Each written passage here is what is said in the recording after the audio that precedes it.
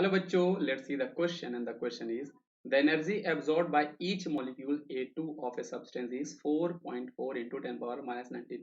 मतलब क्वेश्चन में हमारे पास जो एनर्जी एब्जॉर्ब हो रही है ईच मॉलिक्यूल्स की वो आपके पास 4.4 इंटू 10 पावर माइनस 19 आपके पास गिवन है।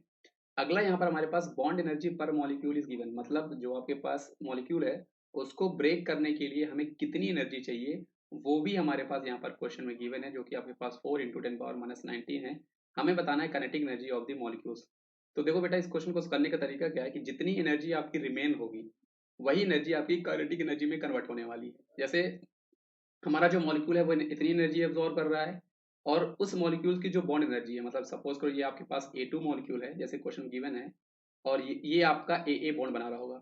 तो A2 मॉलिक्यूल्स की जो आपकी एनर्जी है जो वो एब्जॉर्ब कर रहा है, तो E एब्जॉर्ब, इसको हम बोलेंगे E एब्जॉर्ब, मतलब इसकी जो एब्जॉर्ब एनर्जी है वो आपके पास 4.4 इंटू 10 पावर माइनस 19 जूल जो है वो आपके पास क्वेश्चन में गिवन है। और इसको ब्रेक करने के लिए जो इसकी बॉन्ड एनर्जी है वो भी हमारे क्वेश्चन में गिवन है। ई जो है वो आपकी जो बॉन्ड एनर्जी की अगर मैं बात करूं वो भी हमारे पास क्वेश्चन में गिवन है। 4 इंटू 10 पावर माइनस 19 जूल जो है वो भी हमें क्वेश्चन गिवन है। हमें बताना है काइनेटिक एनर्जी कितनी होगी। तो जितनी एनर्जी यहाँ पर बची होगी वो आपकी काइनेटिक एनर्जी में कन्वर्ट होने वाली है। सो रिमेनिंग एनर्जी आप ऐसे लिख सकते हो बेटा कि यहाँ पे जो आपकी रिमेनिंग एनर्जी होगी, remaining energy will be will be converted will be converted into kinetic energy, into kinetic energy. तो आप निकाल लो कितनी रिमेनिंग एनर्जी है। तो आपके पास जितनी एनर्जी वो ऑब्जॉर्व कर रहा है, जितनी उसकी बॉन्ड एनर्जी है, दोनों को आप माइनस करो। यहाँ पर आपके पास 4.4 इंटू 10 पावर माइनस 19 जो वो एनर्जी ऑब्जॉर्व कर रहा है उसमें हम माइनस करते हैं 4 इंटू 10 पावर माइनस 19। तो यहाँ पर आपके पास बेटा जो आंसर आएगा 0.4 into 10 to the power minus 19 joule energy आपकी बची है, रिमेनिंग है, और यही आपकी काइनेटिक एनर्जी में कन्वर्ट होने वाली है। लेकिन बेटा काइनेटिक एनर्जी वो आपकी पर एटम की बात कर रहा है ना। और यहाँ पे जो आपकी वैल्यू आई है ये आपकी पर मॉलिक्यूल्स आई हुई है। ये जो आपकी वैल्यू आई है ये एक्चुअल में आपकी पर मॉलिक्यूल्स आई है ना। तो इसको एटम में कन्वर्ट करने के लिए आपको 2 से डिवाइड करना पड़ेगा, क्योंकि हर A2 है तो ईच मॉलिक्यूल्स के पास 2 एटम है।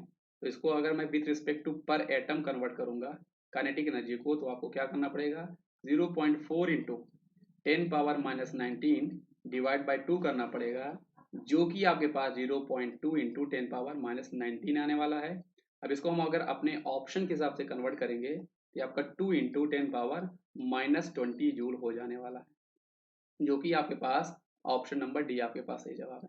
तो देखो बेटा, यहाँ पर आपके पास ऑप्शन नंबर सी भी दिया है माइनस मार्किंग करने के लिए। आपको समझना है कि यहाँ पे जो आपकी रिमेनिंग एनर्जी हम निकाल रहे हैं ये हम विथ रिस्पेक्ट टू मॉलिक्यूल्स निकाल रहे हैं, क्योंकि यहाँ पे जो वैल्यूज गिवन है आप देख सकते हो ये आपको with respect two molecules given है। तो यहाँ पे जो आपकी रिमेनिंग एनर्जी आई ये मॉलिक्यूल्स आई है, लेकिन जब हम इस बॉन्ड को ब्रेक करेंगे तो एटम्स में कन्वर्ट हो जाएंगे, और ईच मॉलिक्यूल हमें 2 एटम देने वाला है, तो पर एटम के हिसाब से काइनेटिक एनर्जी में डिवाइड बाय 2 करना पड़ेगा। तो करेक्ट आंसर आपके पास ऑप्शन नंबर डी है यहाँ पर। तो आई होप आपको ये समझ में आया होगा बेटा। इसका सही जवाब हमारे पास ऑप्शन नंबर डी है बच्चों। So thank you.